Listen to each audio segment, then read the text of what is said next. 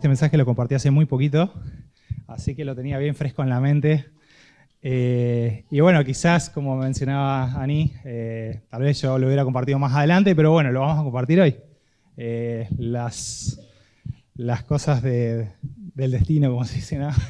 El Señor ordena las cosas de la manera que Él considera mejor y bueno, vamos en esta mañana a meditar en un tema que compartí justamente, como les decía, hace muy poquito. No sé si prestaron atención, bueno, seguramente sí, porque estaban cantando con mucha fuerza, se escuchó muy lindo, no solamente los que guiaban, sino todos ustedes. Cantábamos bellas palabras de vida, ¿no? Qué bellas son las bellas palabras de vida. El tema que comparto en esta mañana con ustedes justamente tiene como título la palabra viva. La palabra viva de Dios, obviamente, ¿no? Para comenzar, yo quería como tener un texto lema para comenzar con la meditación de esta mañana. Vamos a leer varios textos, no demasiados, pero varios. Y en el libro de los Salmos hay un salmo en particular que seguramente ustedes conocen, que es muy famoso, que habla acerca la Biblia habla acerca de la Biblia misma, ¿sí?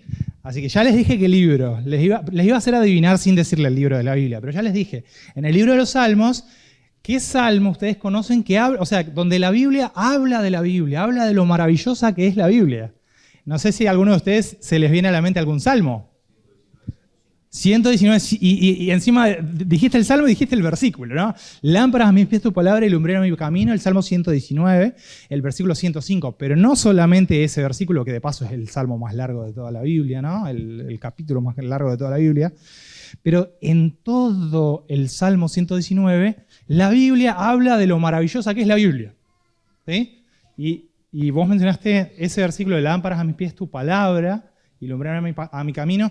¿Se acuerdan así, más o menos? No tiene que ser textual, pero ¿se acuerdan otros textos del Salmo 119 que hablen acerca de la palabra de Dios? Por ejemplo, yo me acuerdo de uno que dice, escondí tu palabra en mi corazón para no pecar contra ti. Estoy, digamos, cambiando las palabras, pero es, escondí mi palabra en tu corazón para no pecar contra ti. Otro dice, ¿con qué el joven... ¿Sí? ¿Con qué guardará el joven su camino? Con guarda tu palabra, ¿verdad? Y así hay varios versículos. Si ustedes leen desde el comienzo hasta el final del Salmo 119, habla acerca de la palabra. Y hoy yo quiero que hablemos especialmente de la palabra viva, ¿sí? Hoy cantamos bellas palabras de vida, ¿sí? Y en el Salmo 119, en el versículo 154, encontramos que dice así: defiende mi causa y redímeme, vivifícame con tu palabra. Es el versículo 154, lo voy a leer de nuevo. Defiende mi causa y redímeme. Y me interesa la segunda parte. Dice, vivifícame con tu palabra. ¿Qué es vivificar? Es dar vida, ¿sí? Vivifícame con tu palabra. Ahora, vamos a dejar por un momento de lado la palabra de Dios como tal, que vamos a hablar en un momento, y vamos a enfocarnos solamente en el concepto de qué es una palabra, ¿sí? ¿Qué es una palabra? Vamos a decirlo de otra manera. ¿Qué nos diferencia a los seres humanos de los animales? Hay varias cosas, pero ¿cuál es una de las principales cosas que nos diferencia a los seres humanos de los animales? El poder de hablar. Exacto. Tenemos los papagayos que no tienen el poder de hablar, solamente tienen una gran memoria y una sorprendente capacidad, digamos, de generar sonidos, pero los animales no tienen la capacidad de hablar, no tienen la capacidad de crear.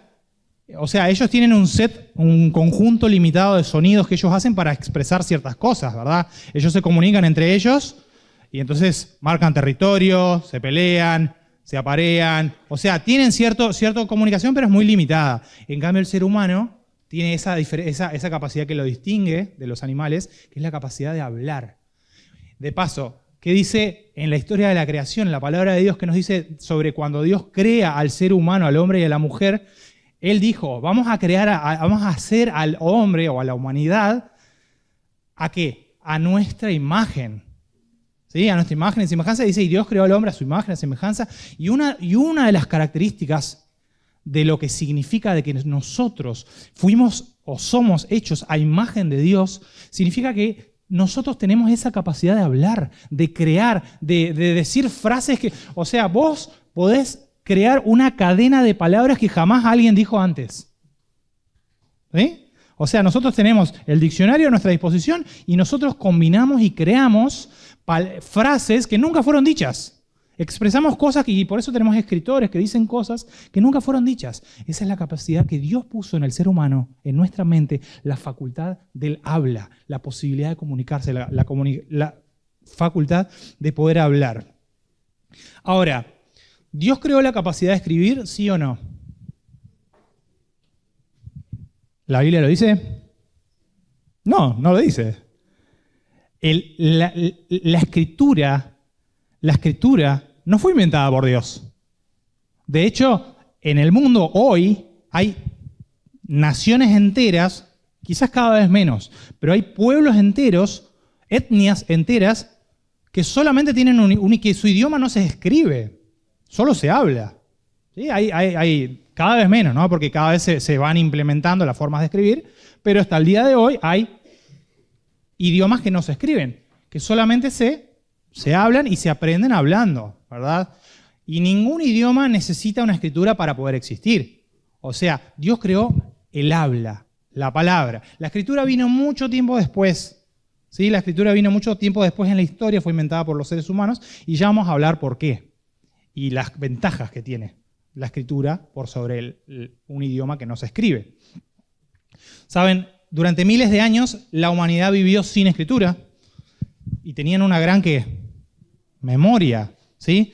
Las sociedades conservaban todo su acervo cultural, su historia, sus creencias, sus leyes, sus tradiciones, sus conocimientos, ¿cómo? Lo confiaban a la memoria de personas individuales y a la memoria colectiva. Este caudal de información se transmitía de manera oral. ¿Sí? Y esto nosotros lo encontramos, por ejemplo, de lo que sucedió de Adán, el hijo de Adán, Set, Enos, y así sucesivamente, las diferentes generaciones. Llegamos a Enoc, llegamos a Noé, llegamos a Abraham. La información, la historia, todo era oral. Todo era oral y la humanidad tiene una enorme memoria que hoy no tenemos. Hoy ni me acuerdo del teléfono de mi mamá. Solo me acuerdo del de mi esposa.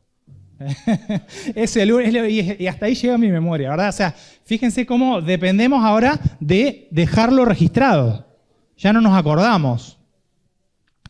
Y entonces, esta información que originalmente se transmitía de manera oral, de generación en generación, había personas, en la antigüedad, cuando no existía la escritura, había personas especializadas, como su trabajo era memorizar cosas. ¿Sí? Entonces había personas ancianas, importantes en la sociedad, que eran consideradas, digamos, esta persona es la que guarda, es la enciclopedia viviente. Pero ¿qué pasa si esa persona se muere? Se muere, se va con ella todo lo que ella sabe, ¿verdad? O sea, se pierde, queda en el olvido toda la información. Entonces, había personas especialmente dotadas y usaban diferentes formas para ayudarse con la memoria. Usaban el canto. ¿Ustedes sabían que el canto es una forma increíble de no olvidarse las cosas? ¿Sí?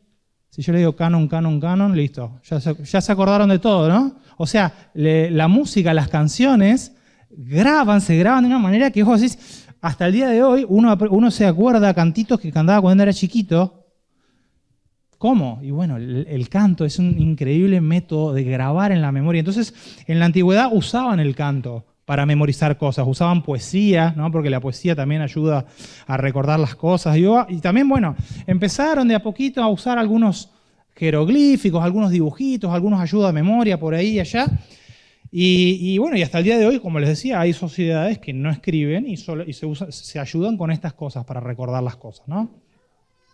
Pero entonces volvamos dejemos de lado por un lado la escritura y hablemos un poco más de este tema de la oralidad, o sea, la lengua que es hablada, la lengua. La lengua resuelve las necesidades de comunicación directa entre individuos de grupos sociales reducidos. Estamos hablando de concepto, ¿no? Dice, la lengua resuelve mi necesidad de comunicarme directamente con otras personas en un grupo social reducido. Mi grupo social reducido en este momento son ustedes, y yo puedo comunicarme por medio de mi facultad, mi capacidad de hablar, yo puedo comunicarme con todos ustedes, pero ustedes son un grupo social reducido y mi capacidad de comunicarme tiene limitaciones. Por ejemplo, la memoria humana es limitada. La memoria humana es frágil y la memoria humana es incapaz de almacenar con plena exactitud grandes volúmenes de información. Entonces, ¿cómo haría yo para transmitir un gran volumen de información a otras personas solo por la memoria? Y entonces, pensemos un poquito porque ustedes en sus manos tienen en este momento un libro, la palabra de Dios, que por lo menos en la versión que yo tengo acá son 2000 páginas. 2000 páginas de contenido y mi memoria es frágil. Imagínate si yo tuviera que depender de mi memoria para acordarme de todo lo que dice Dios. Veo tu cara. No, me voy a olvidar. Dice, me acuerdo de 2 frases y del resto me olvido. Entonces, ¿qué necesidad que tenemos nosotros con nuestra memoria frágil de mantener la palabra de Dios de manera segura por medio de la escritura, dejarla registrada por escrito? Surgió, a medida que las sociedades y las naciones se fueron complejizando, surgió la necesidad de tener un sistema más potente y un sistema más eficaz para conservar información, para transmitir información, y que también permita superar las limitaciones de la memoria y las restricciones del espacio. Porque si la comunicación oral, o sea, yo solo puedo hablar con ustedes, no puedo hablar con los que están en Santa Fe, en Córdoba, en Santa Cruz. O sea, hay una limitación de espacio también, temporal. Y entonces ese sistema que surgió fue la escritura. La escritura tiene una capacidad de almacenamiento en principio infinita. ¿Sí? O sea, donde vos puedas escribir, vos podés escribir. O sea, la capacidad de guardar información por medio de la escritura es infinita, y la escritura posibilita comunicarse a distancia, ¿sí? Las cartas, los emails, los mensajes, los WhatsApp, todo. La escritura permite que ahora no solamente yo puedo hablar con el que hasta donde llega mi voz, sino mucho más lejos. La comunicación a distancia, y permite también que lo que está escrito se conserva, literal, palabra por palabra, perdura, y esto hace que sea posible transmitir el conocimiento de forma literal, o sea, sin cambios y sin intermediarios. Y de paso, todos les comento, todo esto que estoy leyendo ahora, nunca se hubieran imaginado que ustedes estuvieran escuchando el sábado a la mañana. Esto lo estoy sacando de la ortografía de la lengua española. La introducción de la ortografía de la lengua española, es mi trabajo. Bueno, lo saco de ahí. Vamos a hacer una conexión, tranquilos. Último párrafo que leo de la ortografía. Dice así: la aparición de la escritura supuso un cambio fundamental en el devenir del género humano, hasta el punto de constituir el hito que marca tradicionalmente el límite entre la prehistoria y la historia. ¿Sí? O sea, ¿dónde comienza la historia? Con el surgimiento de la escritura. Todo lo que es antes de la escritura, esas cosas que no tienen registros escritos, es prehistoria. A partir de que comienza la escritura es la historia, ¿no? Ese es el hito que significó el surgimiento de la escritura. La escritura les da un soporte objetivo y constante y estable a toda nuestra cultura. Los textos sagrados, los textos jurídicos, los textos científicos, los textos literarios, todo gracias a la escritura. La escritura permite que nosotros reflexionemos críticamente sobre lo que está escrito. O sea, uno ve lo que está escrito y uno reflexiona. Y entonces esto abre la puerta al pensamiento filosófico, al pensamiento científico, y con esto sentó las bases del progreso. Ahora, todas las clases sociales tienen acceso a la alfabetización, gracias a la escuela y todo lo que significa enseñar a leer y a escribir, y esto ha supuesto una de las grandes revoluciones culturales del mundo moderno, pues la lectura y la escritura han sido siempre la base de la enseñanza. ¿Sí? O sea, la escuela principalmente es ¿para qué? Para aprender a leer y a escribir. Y como son la base de la enseñanza y son la puerta de la educación, de la formación y en consecuencia de la libertad y del desarrollo individual y social del hombre. Qué poderosa que es la palabra escrita. Todo lo que significa, hasta ahora lo hemos mencionado. Ahora vamos a volver hasta acá, cerramos, dejamos la lengua en general y ahora vamos a hablar de la palabra, pero la palabra de Dios. Leímos en el Salmo 119, versículo 154, la frase que dice, vivifícame con tu palabra. Una palabra que me da vida, que me vivifica. Vivifícame con tu palabra. Y saben también, en la carta a los Hebreos, el capítulo 4, lo voy a leer rapidito, dice así, la palabra de Dios es eficaz, es viva y eficaz. Hebreos 4:12. Dice, la palabra de Dios es viva y eficaz, es más cortante que cualquier espada de 2 filos, penetra hasta partir el alma y el espíritu, las coyunturas y los tuétanos, y discierne los pensamientos y las intenciones del corazón. La palabra de Dios es viva. El Salmo 119 decía, vivifícame con tu palabra. Y entonces yo me puse a reflexionar de qué significa que la palabra de Dios es viva. ¿Qué significa? A ver, mi palabra, Eduardo, mi palabra, ¿es viva? ¿Qué significa que la palabra de Dios es viva?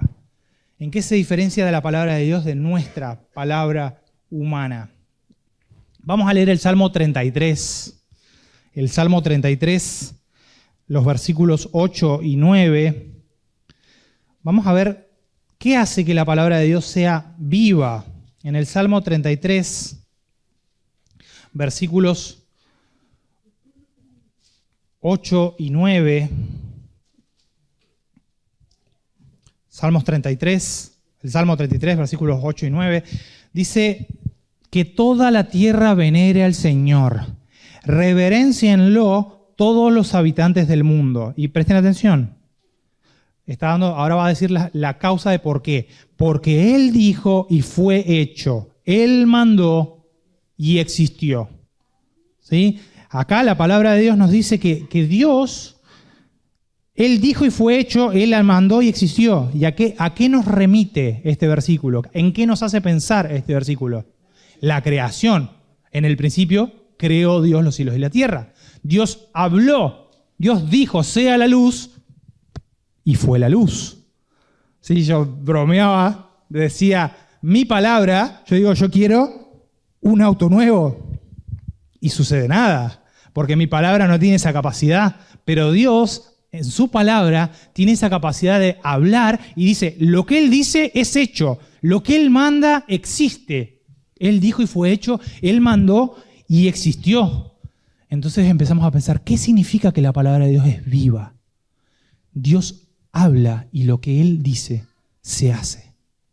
Él dijo y fue hecho, Él mandó y existió. Y ahora te quiero invitar a el libro de Isaías, en el capítulo 55 de Isaías. Dios mismo está hablando en ese texto, Isaías 55, los versículos 10 y 11. Isaías 55, versículos 10 y 11. Quizás en el versículo anterior también dice, bueno, es un versículo muy famoso que dice, mis caminos, mis pensamientos son más altos que los de ustedes, más altos que los cielos sobre la tierra.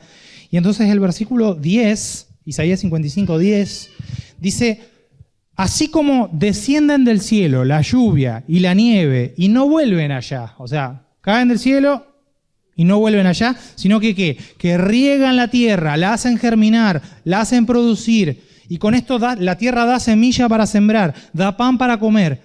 Y Dios dice, así, de esa misma manera, o sea, así como ese ejemplo que mencionó recién, así será que mi palabra que sale de mi boca no vuelve a mí vacía. No volverá a mí vacía. Antes, o sea, sino que hará lo que yo quiero, dice Dios. Y prosperará en lo que le ordené. Repito, Dios dice, así será mi palabra que sale de mi boca, que no volverá a mí vacía. Antes hará lo que yo quiero y prosperará en lo que le ordené. Dios tiene una palabra viva. Y acá nos dice por qué. Dice, porque cuando yo hablo, cuando Dios habla, Dios se cumple. Porque su palabra tiene poder. Su palabra es viva, es poderosa, es eficaz. Y saben, el Nuevo Testamento, no lo voy a leer ahora, lo voy a parafrasear, pero dice que así como Dios mandó que de las tinieblas surja la luz, dice ese mismo Dios con esa palabra poderosa, esa misma palabra que tiene poder de crear ex nihilo. Vamos a explicar, es una frase latina, ex nihilo. Ustedes conocen la palabra nihilista, una palabra que significa la nada, ¿no? Ex nihilo significa que Dios creó de la nada. Ex de nihilo, la nada. Dios creó ex nihilo las cosas. Él no necesita, nosotros para crear necesitamos, para hacer estos bancos de madera, yo necesito la madera. Yo no puedo decir, quiero un banco y surge el banco. No, necesito la madera y ahí creo el banco. Ahora, Dios tiene la capacidad de crear cosas a partir de nada. ¿Sí? Dice, Dios, y entonces dice, Dios que habló para que surja la luz donde no existía, no había nada con lo cual hacer luz. Es solo su palabra la creó.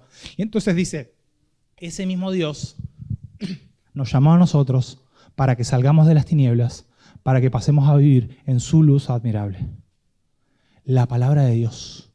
Y Dios, entonces su palabra tiene un propósito para mi vida. Esa palabra viva tiene un propósito. Dice, yo quiero que vos salgas de la oscuridad y pases a vivir en mi luz admirable. Dios tiene la capacidad, de paso, ustedes conocen, ¿se acuerdan el Salmo de David cuando se arrepintió de su pecado con Betsabé? David dijo, Señor, crea en mí un corazón limpio. David no dijo, por favor, modifica mi corazón. No dijo, hacele unos retoquecitos, ponele unos parches, coselo un poquito. David no dice, hace eso. David no dijo, Señor, toma, mi corazón está bastante bien, solo dale un retoquecito. No, David dijo, Señor, crea en mí un corazón nuevo. Y el único que tiene poder de crear en la Biblia es Dios. El único que tiene capacidad de hacer aparecer lo que no existía es Él. Y entonces cuando David dice, Señor, crea en mí un corazón limpio, un corazón puro, está diciendo, Señor, acá no hay eso. No hay eso. Solo tú, con tu palabra viva, con tu palabra poderosa, puedes crear eso. Señor, por favor, crea en mí. Y entonces Dios dice, mi palabra que sale de mi boca no vuelve a mí más vacía. Antes va a hacer lo que yo quiero y va a prosperar en lo que le ordené. Saben, en el libro Los Testimonios para la Iglesia, el tomo número 7, en un capítulo titulado El peligro de las malas lecturas, hay una frase que dice que la verdad de Dios sea el objeto de nuestra contemplación y meditación. Que la verdad de Dios, que la encontramos, ahora vamos a ver, ¿no? En la palabra de Dios, que esta verdad sea el objeto de nuestra contemplación y de nuestra meditación. Leamos la Biblia y considerémosla como la voz de Dios que nos habla directamente. Hallaremos entonces una inspiración y una sabiduría que provienen de Dios. La palabra viva de Dios. Considerémosla como la voz de Dios que nos habla directamente. Cambió el medio, no es oral. Hablamos de la palabra hablada y la palabra escrita, pero es la misma palabra. Acá, la sierva del Señor en este libro nos está diciendo, consideremos la Biblia, que es una palabra escrita, como la palabra, como la voz de Dios hablada, que nos habla directamente. Ahora, estamos en Isaías 55, ¿verdad? Si ustedes miran un poquito antes, en el versículo 3 de Isaías 55, vamos a ver, porque vimos que la palabra de Dios es vida, porque Dios es vivo, porque Dios tiene poder, porque Él habla y las cosas se hacen. Eso significa que, su palabra es viva porque Él es vivo, Él tiene poder, Él tiene la existencia, Él nos da la existencia. Pero entonces hay otra característica de la palabra viva de Dios, como cantamos, ¿no? Las bellas palabras de vida. La palabra viva no solo está viva, sino que da vida. ¿Entiende la diferencia entre estar vivo y dar vida? ¿Se entiende la diferencia? Yo estoy vivo, pero yo no puedo dar vida. ¿Se entiende? ¿Verdad? Yo he recibido la vida de parte de Dios, pero yo no la puedo dar. Ahora, la palabra de Dios está viva, porque Dios está vivo y es eterno, pero también la palabra de Dios comunica, transmite, da vida. Puede hacer que otros vivan. Y en el versículo 3, ahí en Isaías 55, Dios es un llamado interesante, ¿no? Porque es como Dios hablándole directamente al pueblo, invitándolo a venir a Él. Y el versículo 3 dice, inclinen su oído, que nosotros hacemos este gesto, ¿no? Con la oreja, inclinar el oído. Inclinen su oído y vengan a mí, óiganme y vivirán. Óiganme y vivirán. Y ustedes saben que en la Biblia, cuando Dios pide que por favor lo escuches, que lo oigas, no es simplemente sentate un momentito, escuchá, ya está, ya escuchaste. No, cuando en la Biblia dice oigan, es presten atención, guárdenlo en el corazón y vivan según eso. O sea, en criollo, háganme caso. ¿Sí? O sea, pongan en práctica lo que estoy diciendo. Y entonces acá Dios en el versículo 3 de Isaías 55 dice, óiganme y vivirán, y haré con ustedes un pacto eterno, las amorosas y fieles promesas hechas a David. Ahora, entonces, ¿dónde oigo a Dios? Ya mencionamos recién la frase que leímos de los testimonios para la iglesia. Lee la Biblia, que ahí Dios te está hablando. Entonces, leer es escuchar. O sea, leer con los ojos es prestar atención con los oídos del corazón, en este caso. Óiganme y vivirán. Y ahora hay un versículo que quiero leer en Jeremías, el siguiente libro después de Isaías. En Jeremías el capítulo 15. Jeremías capítulo 15, versículo 16. Jeremías 15, 16. Y no sé cómo dice tu versión, pero yo anoté acá, hay una versión que se llama la Reina Valera Contemporánea, que es como la sucesora de la Reina Valera 95. La Reina Valera Contemporánea. Jeremías 15, 16. Fíjense qué interesantes las palabras que usa esta versión. Dice así, Señor, Dios de los ejércitos, cuando hallé tus palabras, dice el profeta Jeremías, cuando hallé tus palabras, literalmente las devoré. Dice esta versión. Literalmente las devoré. Tus palabras son el gozo y la alegría de mi corazón, porque tu nombre ha sido invocado sobre mí. Jeremías dice, cuando hallé tus palabras, las devoré. Y me gusta cómo pone esta versión, dice, literalmente las devoré. Es como Jeremías devoró, estaba muerto de hambre, y cuando la palabra de Dios vino a él la devoró, y esas palabras fueron para él gozo, fueron alegría de su corazón. Esta palabra es viva, pero también da vida. Y ahora quiero leer en Deuteronomio, vamos a leer un par de versículos en Deuteronomio, capítulo 8, un texto muy conocido, muy famoso, es el quinto libro de la Biblia, Deuteronomio, al comienzo de la Biblia. Deuteronomio capítulo 8. Deuteronomio capítulo 8, los versículos 2 y 3. Deuteronomio 8, versículos 2 y 3. Y es Moisés el que está hablando aquí. Moisés está dándole un discurso al pueblo. Deuteronomio 8, 2 dice, acuérdate de todo el camino por donde te ha traído el Señor tu Dios estos 40 años en el desierto, para humillarte, para probarte y saber lo que estaba en su corazón, si habías de guardar o no todos sus mandamientos.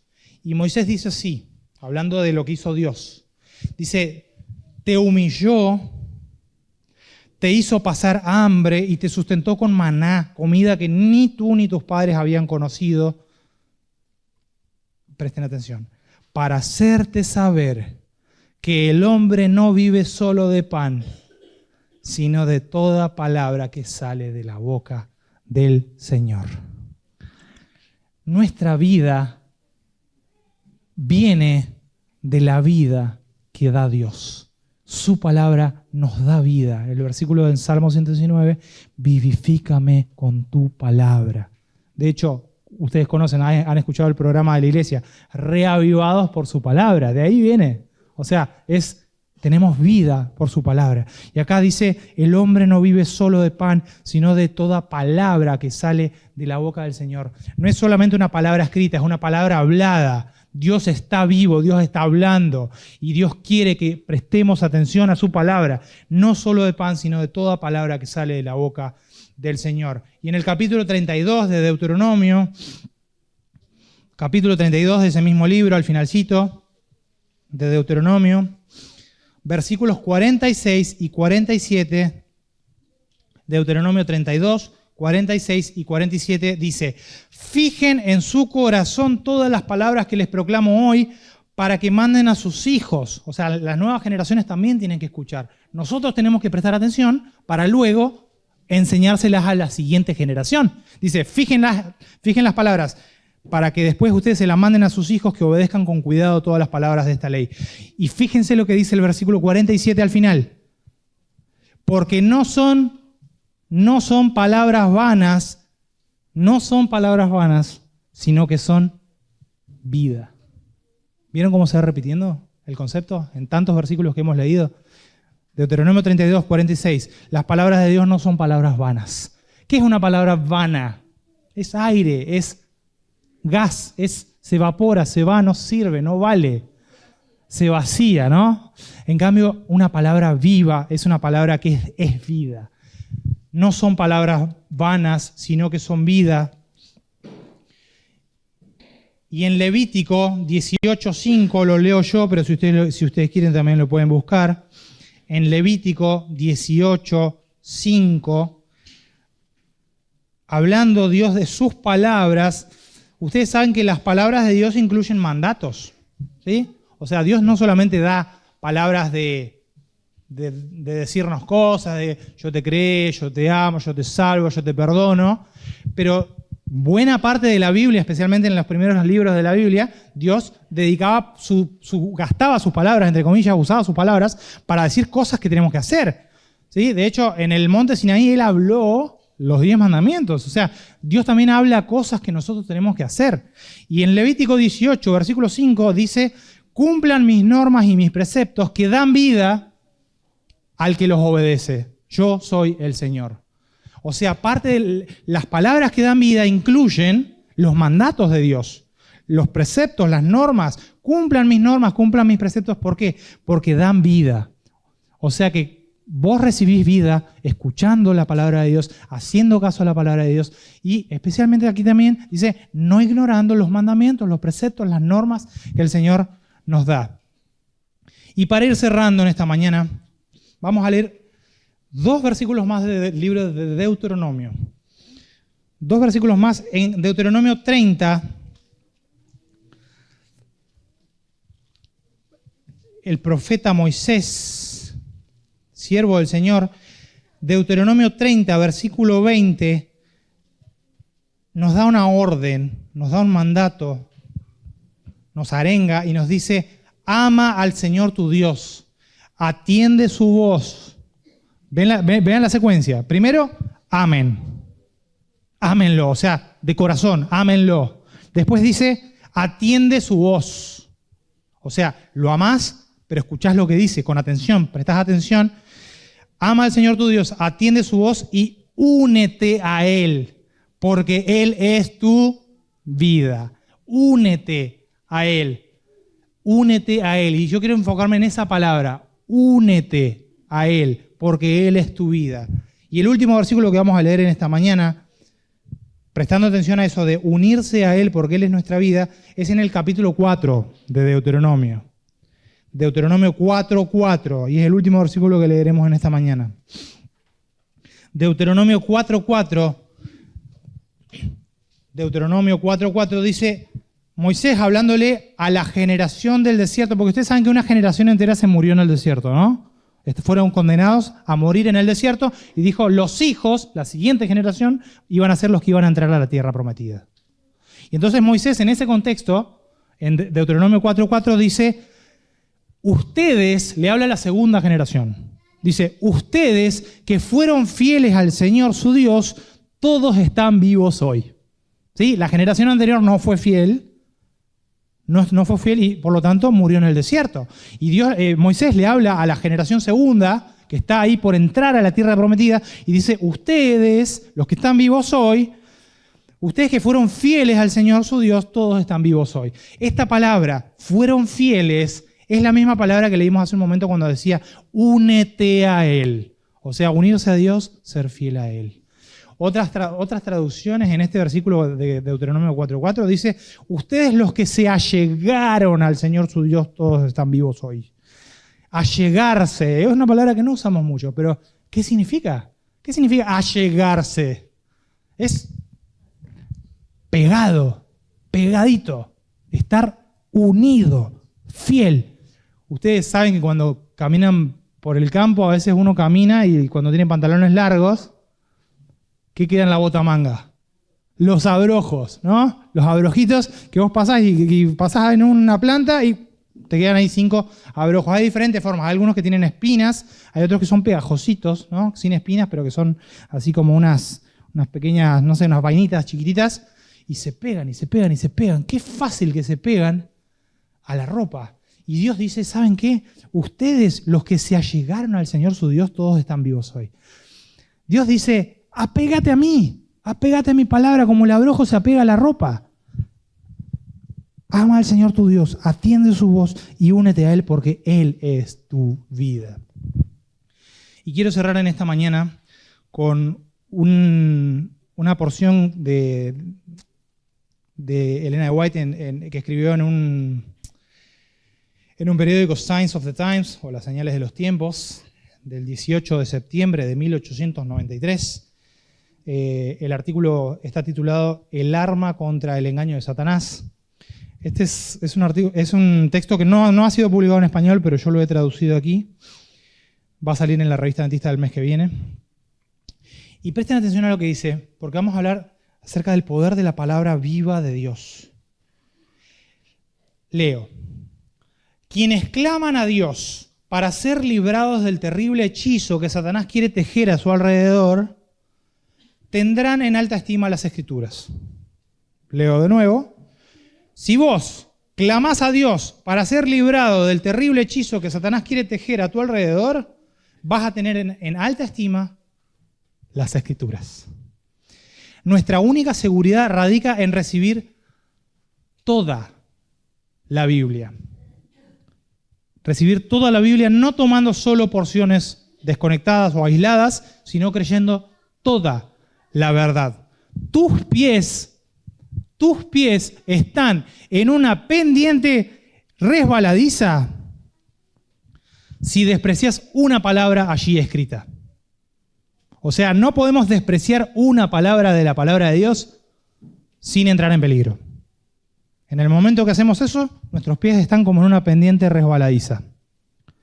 La Biblia es una comunicación divina, o sea, una comunicación dada por Dios.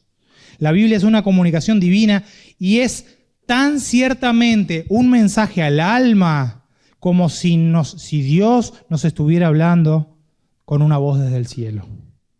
Repito, porque es tremenda la frase. Dice, la Biblia es tan ciertamente un mensaje al alma como si nos estuviera hablando una voz del cielo.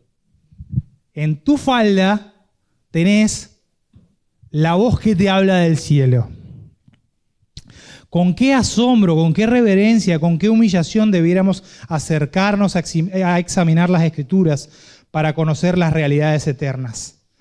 Cuando se rompe el hechizo de Satanás y la Biblia se vuelve para nosotros la palabra viva de Dios, en ese momento estaremos seguros siguiendo nuestras convicciones del deber, porque si velamos en oración, estas convicciones serán inspiradas por el Espíritu de Dios. Y quiero explicar esta frase. Cuando se rompe el hechizo de Satanás, la Biblia se vuelve para nosotros la palabra viva de Dios. ¿Sí? O sea, Satanás tiene hechizos, nos distrae, nos mantiene alejados, distraídos, desconcentrados. Pero cuando, por la gracia de Dios, la palabra de Dios llega a ser una palabra viva en nuestra vida, ahí se rompe ese hechizo de Satanás y a partir de ese momento, dice, nosotros vamos a estar seguros siguiendo las convicciones del deber.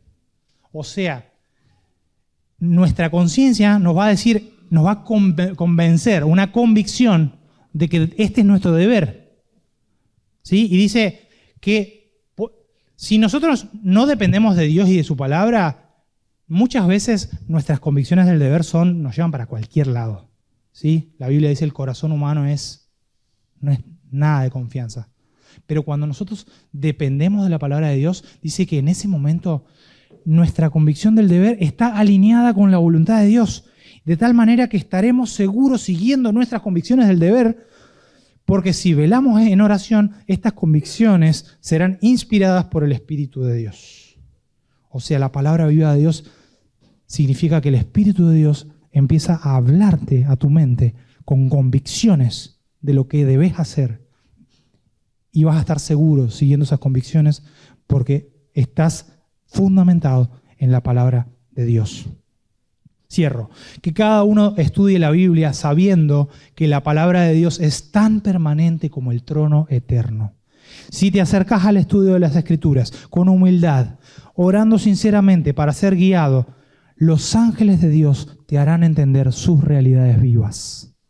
Y si abrazás los preceptos de la verdad, estos te serán como un muro de fuego contra las tentaciones, los engaños y los encantos de Satanás. Amigos, hermanos, hay vida en la palabra de Dios. Aferrémonos a esa vida y así podremos estar seguros. Oremos. Señor y Padre que estás en los cielos, gracias porque tu palabra ha hablado con poder, de manera viva, de manera eficaz en esta mañana, Señor. Has sido tú y han sido tus palabras, Señor, y te damos gloria, te alabamos, Señor, porque nos diste la palabra hablada, nos diste la palabra escrita, Señor, nos has dado el don de profecía para orientarnos y para guiarnos. Señor, ahora nos toca a nosotros, la pelota está de nuestro lado de la cancha, Señor, y ahora nosotros somos los que tenemos que responder a esto, Señor.